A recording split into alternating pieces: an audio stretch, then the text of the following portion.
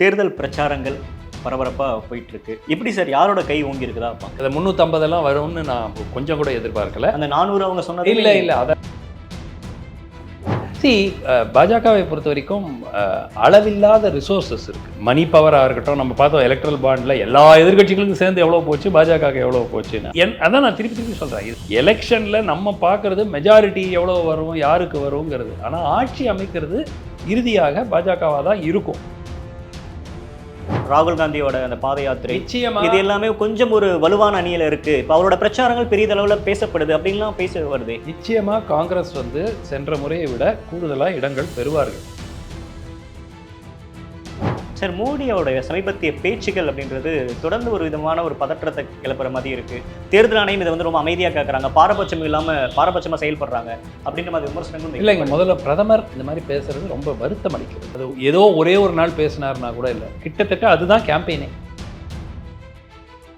காங்கிரஸ் இந்த மாதிரி உங்ககிட்ட 2 வீடு இருந்தால் ஒரு வீடு நாங்கள் எடுத்துருவோம்னு சொன்னாலும் பரவாயில்ல, அந்த மாதிரி எங்கேயுமே இல்லை மேனிஃபெஸ்டோவில். காங்கிரஸ் உங்களுடைய சொத்துக்கள்லாம் எடுத்து ஓபிசிஸுக்கு, தலித்ஸுக்கு, ஷெட்யூல் ட்ரைப்ஸுக்கு, மைனாரிட்டிஸுக்கு கொடுப்போம்னு அவர் சொல்லலை. முஸ்லீம்ஸ் தான் சொல்கிறார். தமிழ்நாட்டில் எங்களோட நம்பர் தொடங்குவோம் அப்படின்னு பாஜக தலைவர்லாம் பேச ஆரம்பிச்சிருக்காங்க. எப்போவுமே இந்த போல்ஸ்டர்ஸ் எல்லாம் போடுவாங்கங்கிற மாதிரி நாமளும் அப்படியே மாதிரி போடலாம். 0 to 2. மோடியோட ரோட் ஷோ நடந்திருக்கு சார், 7 முறை வந்திருக்காரு. இதெல்லாம் கரெக்ட். ஆன்டி இன்கம்ஸ் இருக்குன்றப்ப ஆன்டி செய்யக்கூடிய இடத்துல இல்லை அதுதான் ஆன்டி இன்கம்பன்சி. நான் பலமுறை சொல்லியிருக்கிறேன், அதிமுக, பிஜேபி எல்லாரும் சேர்ந்து ஒரு யுனைடெட் ஃப்ரண்ட், பாட்டாளி மக்கள் கட்சி, தேமுதிக எல்லா கட்சிகளும் சேர்ந்து ஒரு யுனைடெட் ஃப்ரண்ட் ஃபார்ம் பண்ணியிருந்தாங்கன்னா 20 சீட் இருக்கு, குறைந்தது 15 சீட் ஜெயிச்சிருக்கலாம். சார், இப்போ தமிழ்நாட்டில் பிரதான கட்சியாக இருக்கக்கூடிய அதிமுக நிலை என்னவா சார் இருக்கு இந்த தேர்தல்? பாஜகவை விட ஒரு 8-10% கூடுதலாக வாங்கணும், 25% மேலே வாங்கணும். அண்ட் குறைந்தது ஒரு 28-30 இடங்கள்ல 2வது இடத்துல வாங்கணும். கோவையில் அண்ணாமலை ஜெயிப்பாரா சார்? அதான் கோவை யாருமே ஒரு ப்ரெடிக்ஷன் கொடுக்க மாட்டேங்கிறாங்க. பட் ஒன் திங், என்னை பொறுத்த வரைக்கும் இது பர்டிகுலராக அதிமுகவுக்கும் பாஜகவுக்கும் இன்னும் முக்கியம். இதே சென்டிமெண்ட் 2026 இருந்தால் திமுகவுக்கு மிகப்பெரிய பிரச்சனை ஏற்படும். அது அவங்களுக்கும் தெரியும். 37 சீட்டு ஜெயிச்சிட்டோம், 38 சீட்டு ஜெயிச்சிட்டோம்னு அவங்க குதிச்சாங்கன்னா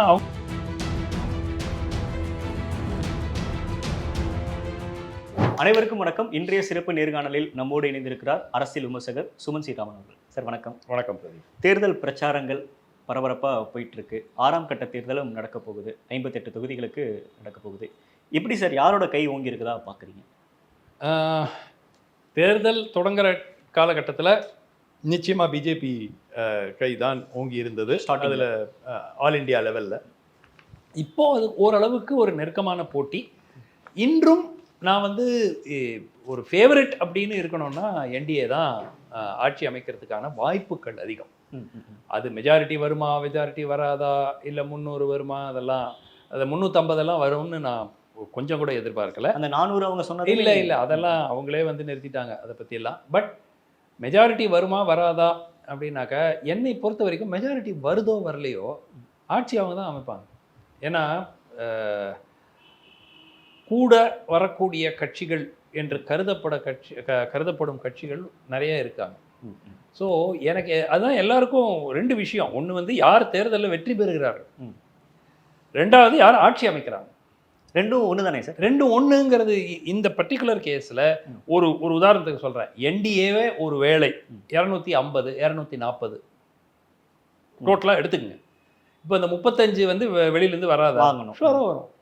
ஸோ என்னை பொறுத்த வரைக்கும் எப்படிமோ ஜனாதிபதி பிஜேபியுடைய பார்லிமெண்ட்ரி பார்ட்டி லீடரை தான் அழைப்பாங்க அரசு அமைக்கிறதுக்கு. அது ஏன்னா சிங்கிள் லார்ஜஸ்ட் பார்ட்டிங்களாம்.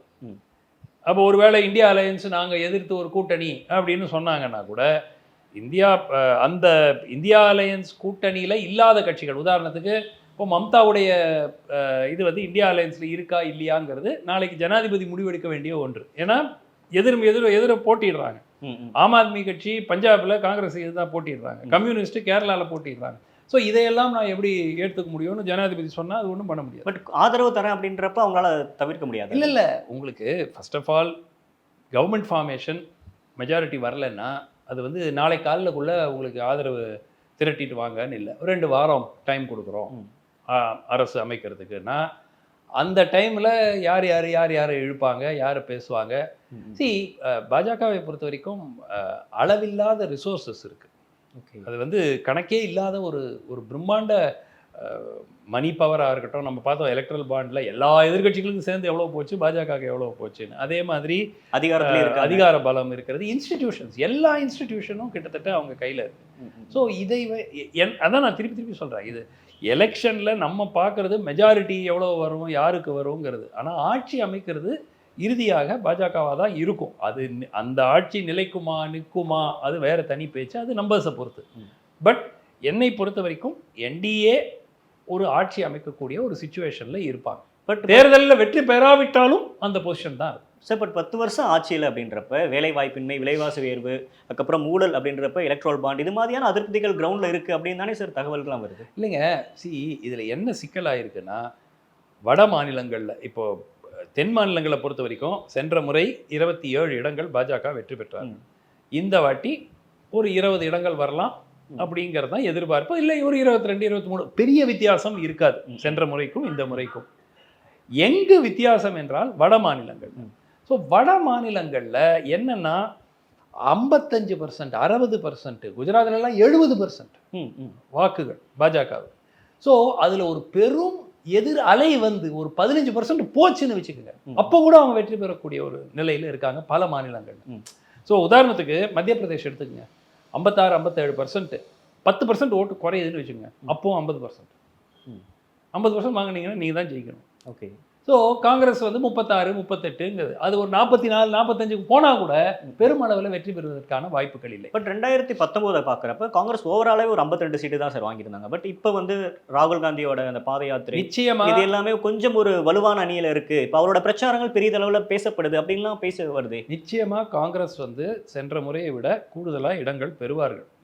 பரவலான ஒரு கருத்து என்னன்னா, ஒரு 80 இடங்களிலிருந்து ஒரு அவுட்டர் பாசிபிலிட்டி 100 இடங்கள் வரைக்கும் வரலாம். 100 இடங்கள் வருமா என்று தெரியாது. பட் ஒரு 80, ஒரு சவுத்தில் காங்கிரஸ் எதிர்பார்க்கிறது ஒரு 40-45 இடங்கள் தென் மாநிலங்களில். வட மாநிலங்களில் ஒவ்வொரு மாநிலத்திலும் ராஜஸ்தானில் ஒரு 2-3, மகாராஷ்டிராவில் ஒரு 4, அப்புறம் ஹரியானாவில் ஒரு 3, இந்த மாதிரிலாம் கூட்டி ஒரு 30-35. ஸோ டோட்டலாக பார்த்தீங்கன்னா ஒரு 80 இடங்கள். அவர்கள் எதிர்பார்ப்பு 100 வரும் அப்படின்ட்டு. பட் அது சொல்ல முடியாது. ஸோ அவங்களுடைய நோக்கமே வந்து 52 to say 82 or 92. ஆனால் அந்த மாதிரி நடந்துச்சு அப்படின்னா நிச்சயமாக பாஜக மெஜாரிட்டி வாங்கும் நிலை வந்து இழந்துருவார். ஏன்னா அவங்களுக்கு மகாராஷ்டிராவாக இருக்கட்டும், கர்நாடகாவாக இருக்கட்டும், பீகாராக இருக்கட்டும், போன்ற மாநிலங்களில் எல்லாம், ராஜஸ்தான், இங்கெல்லாம் வந்து இழப்புகள் இருக்க போகின்றன என்று பாஜக வட்டாரங்களே கிட்டத்தட்ட ஏற்றுக்கிறாங்க. பெரிய இழப்பா சிறிய இழப்பாங்கிறது ரிசல்ட் தான் முடிவு பண்ணும். பட் இழப்பு இருக்க போகுது. பட் எனக்கு என்னன்னா, இன்று வேற நீதிமன்றம் ஒரு தீர்ப்பு கொடுத்துருக்காங்க. அதாவது இன்டர்ஃபியர் பண்ண முடியாது எலெக்ஷன் ப்ராசஸில் தேர்தல் ஆணையம். அதனால அவங்க எவ்வளோ பேர் ஓட்டு போட்டாங்கன்னு கூட சொல்ல வேண்டாம் அப்படிங்கிறாங்க. ஸோ தேர்தல் ஆணையம் வந்து எவ்வளவு நபர்கள் வாக்களித்தார்கள் என்று நாங்கள் கூற முடியாது அப்படின்னு சொல்கிறாங்க. இல்லை, பப்ளிக் கிட்ட நாங்கள் சொல்ல மாட்டோம் அப்படிங்கிறத சொல்கிறாங்க. அதான் அந்த ஃபார்ம் 70 அந்த கேண்டிடேட்டு ஓட ஏஜென்ட்டு கொடுத்துருக்காங்கல்ல, நீங்கள் கணக்கு போட்டுங்க அப்படிங்கிற சொல்லும் போது இதை வந்து மறைக்க வேண்டிய காரணம் என்னவா இருக்கும் லாஜிக்கலாக? சென்ற முறை 2019 போடப்பட்ட பதிவான வாக்குகளும் எண்ணப்பட்ட வாக்குகளுக்கும் வித்தியாசம் இருந்தது.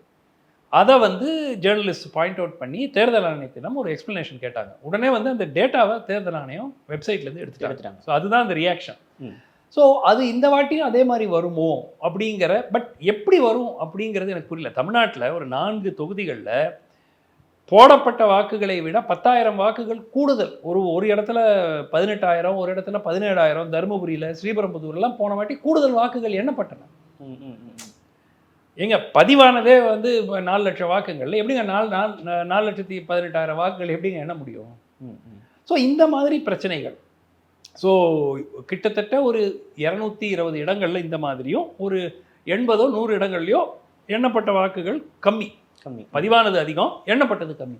ஸோ இந்த மாதிரி விஷயங்களில் எல்லாம் நாளைக்கு கேள்விகள் வருமோ அப்படிங்கிற கவலையினால தான் வந்து எதுக்கு இந்த டேட்டா விட்டால் தானே பிரச்சனை வரும், டேட்டா கொடுக்க முடியாது. பட் இது மாதிரி தேர்தல் ஆணையம் பிரச்சனை இல்லை, இது மாதிரி ஒரு பெரிய நாட்டில் ஜனநாயக நாட்டில் வந்து ஒரு தேர்தல் நடத்துறப்ப இது மாதிரியான குளறுபடிகள் ஏற்படுது அப்படின்றது அது இயல்பான ஒன்று தானே சார்? குளறுபடிகள் என்பது வேறுங்க. இப்போ என்னன்னா, election must be free and fair, but it must be seen to be free and fair. அதாவது மக்களிடம் அந்த நம்பிக்கை உருவாக்க வேண்டியது தேர்தல். இன்ஃபேக்ட் அதுதான் தேர்தல் ஆணையத்தினுடைய முதல் கடமை.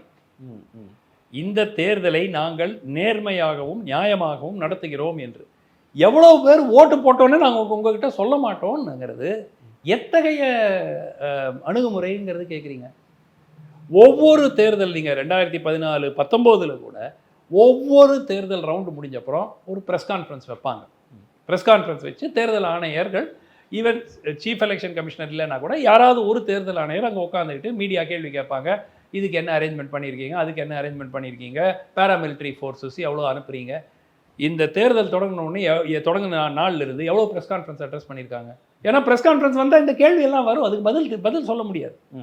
ஸோ இது வந்து ஒரு ஒரு மக்கள் மனதில் ஒரு மிகப்பெரிய சந்தேகத்தை ஏற்படுத்துது தேர்தல் ஆணையத்து மேலே. இது வந்து ஒரு நேர்மையாக நடக்கக்கூடிய தேர்தலா இல்லையா என்ற கேள்வி மிகவும் ஒரு பெரும் அளவில் ஒலிக்க தொடங்கியிருக்கு. சார், பட் 2019 காங்கிரஸ் பொறுத்த வரைக்கும் அவங்க தனித்து நின்னாங்க. பட் இப்போ வந்து நிறைய லேயர்ஸ் இருக்காங்களா சார்? ஆம் ஆத்மி, இங்கே இது மாதிரியான கட்சிகள் எல்லாமே ஒன்று சேருது அப்படின்றது காங்கிரஸ் விதமான பலத்தை கொடுக்காதா? நிச்சயமாக பலத்தை கொடுக்கும். ஓட் டிரான்ஸ்ஃபர் முழுமையாக நடந்தால் நிச்சயமாக அது காங்கிரஸுக்கு கூடுதல் இடங்களை பெற்றுக் கொடுக்கும். ஆட்சி அமைக்கிற அளவுக்கான ஒரு மெஜாரிட்டி வருவாங்களான்றது ஆட்சி அமைக்கிற அளவுக்கு மெஜாரிட்டி வருவதற்கான வாய்ப்பு குறைவு. ஏன்னா அந்த அளவுக்கு கண்டஸ்டே பண்ணலாம், அந்த அளவுக்கு போட்டியிடல. இல்லை இந்தியா கூட்டணியே வந்து எல்லா கட்சிகளும் சேர்ந்தே ஆட்சி அமைக்கக்கூடிய நிலைமைக்கு வருவார்களா என்பது சந்தேகம். ஆனால் சென்ற முறையை விட கணிசமான அளவில் கூடுதலாக இடங்கள். என்னை பொறுத்த வரைக்கும் இந்தியா கூட்டணியோடைய டார்கெட் என்ன? பிஜேபியை 220, என்டிஏ வந்து ஒரு 240, அந்த ரேஞ்சுக்கு கொண்டு நிறுத்திடணும். மெஜாரிட்டி இல்லை அப்படின்னா 400ன்னு சொன்னார் பிரதமர், மெஜாரிட்டியே வரல அப்படின்னு சொல்லி பாஜகவில் கூட சில பிளவுகள் ஏற்படக்கூடிய ஒரு வாய்ப்பு இருக்குது. இப்போ ஒரு வேளை பாஜக 220 வந்துச்சுன்னு வைங்க, தென் பாஜகவில் மோடி ஷா நபர்கள் மீது அதிருப்தியாக இருக்கக்கூடியவர்கள் பேச ஆரம்பிப்பாங்க இல்லையா? இவ்வளோ நாள் எதுக்கு சும்மா இருக்காங்க? தேர்தல் ஜெயிக்கிறாரு, வேற யாரும் ஒன்றும் வாயை திறக்க முடியாது.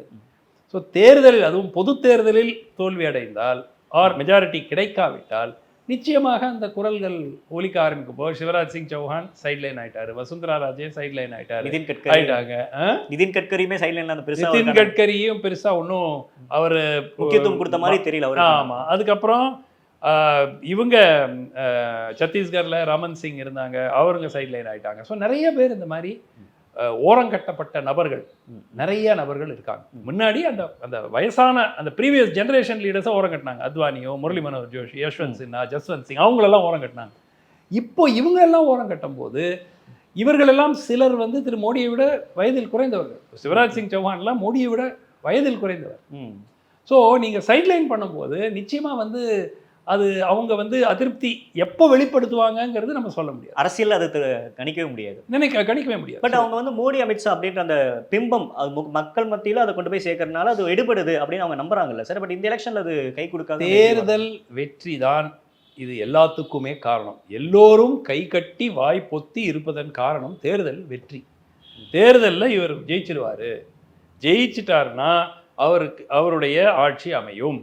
அவர் ஆட்சி அமைஞ்சதுன்னா நமக்கு ஏதாவது பதவி கிடைக்கும், இல்லை நமக்கு ஈடி ரைடு வராமல் பார்த்துக்கிறதுக்கு அங்கே போகணும், ஏதாவது ஒன்று இருக்கும். ஸோ இந்த மாதிரி ஒரு அந்த இமேஜ் தான்.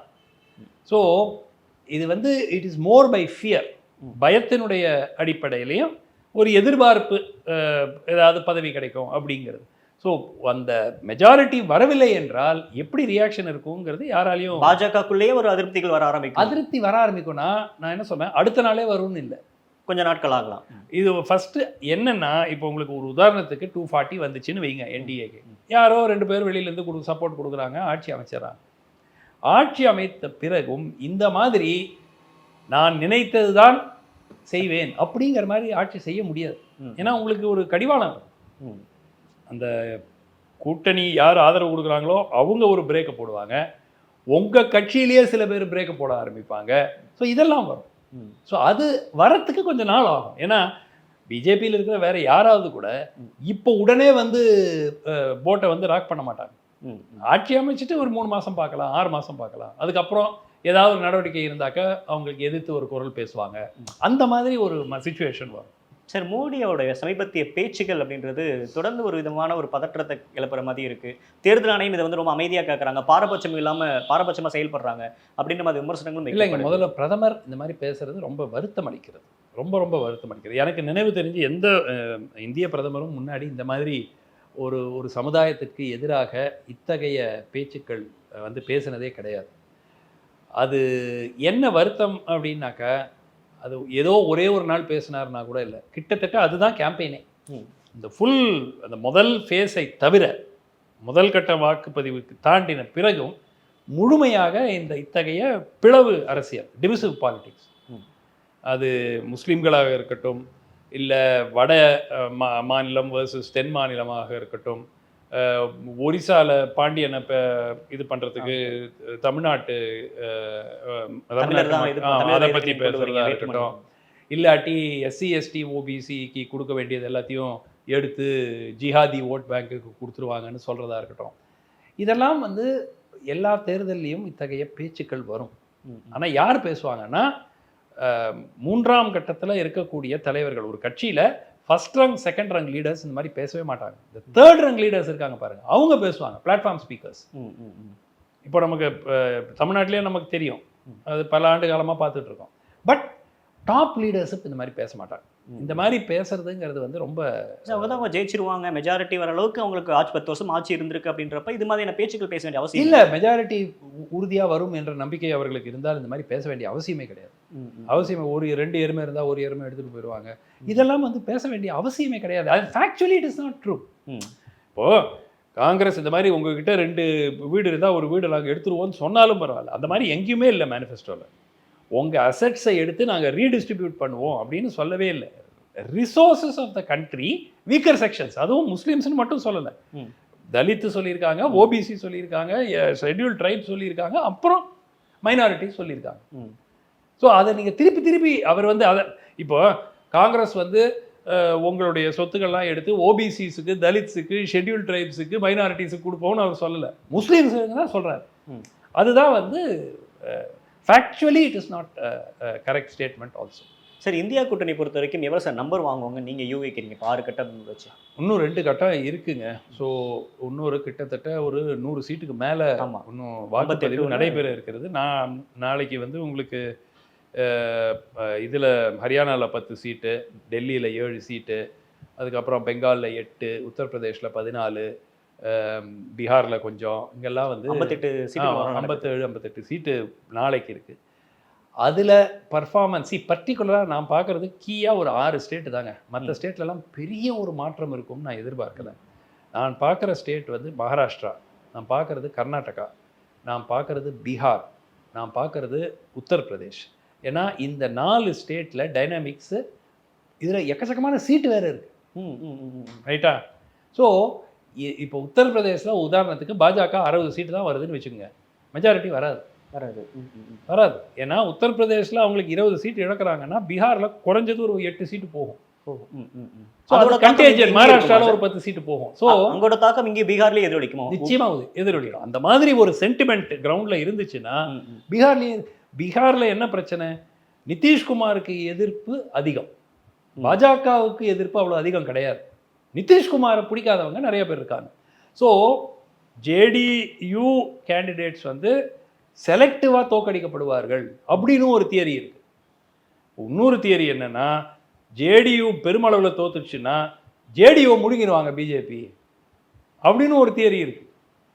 நிதிஷ்குமாரை கவுத்து ஜேடியுவை பாக்கெட்டில் போட்டுருவாங்க, அவங்க பிஜேபிக்குள்ளே மர்ஜ் பண்ணி விட்டுருவாங்க, அவங்க கூட யாரெல்லாம் வராங்களோ இந்த ஏக்நாத் ஷிண்டே மாதிரி அங்கே யாராவது கண்டுபிடிச்சி தூக்கிடுவாங்க அப்படின்னு ஒரு தியரியும் இருக்குது. ஸோ தெரியாது, வி டோன்ட் நோ. சார், இறுதியாக ஒரு கேள்வி சார். தமிழ்நாட்டில் எங்களோட நம்பர் தொடங்குவோம் அப்படின்னு பாஜக தலைவர்கள்லாம் பேச ஆரம்பிச்சிருக்காங்க. அண்ணாமலை அவர்களும் இங்கே ஸ்ட்ராங்காக வந்து 5 தொகுதி எழுதி வச்சிருக்கோங்க அப்படின்லாம் சொல்கிறாங்க. தமிழ்நாட்டில் என்ன சார், பாஜக எதுவும் களம் மாறுமா, அதாவது அதிகரிக்குமா? அதாவது தமிழ்நாட்டில் என்னுடைய கணிப்பு எப்போவுமே வந்து இந்த போல்ஸ்டர்ஸ் எல்லாம் போடுவாங்கங்கிற மாதிரி நாமளும் அப்படியே மாதிரி போடலாம். 0 to 2 0 to 2னா 0 to 2னா 0வா இருக்கலாம், 1ஆ இருக்கலாம், 2ஆ இருக்கலாம், 2க்கு மேலே வராது. ஓகே. ஆர் 0வாகவும் இருக்கலாம்.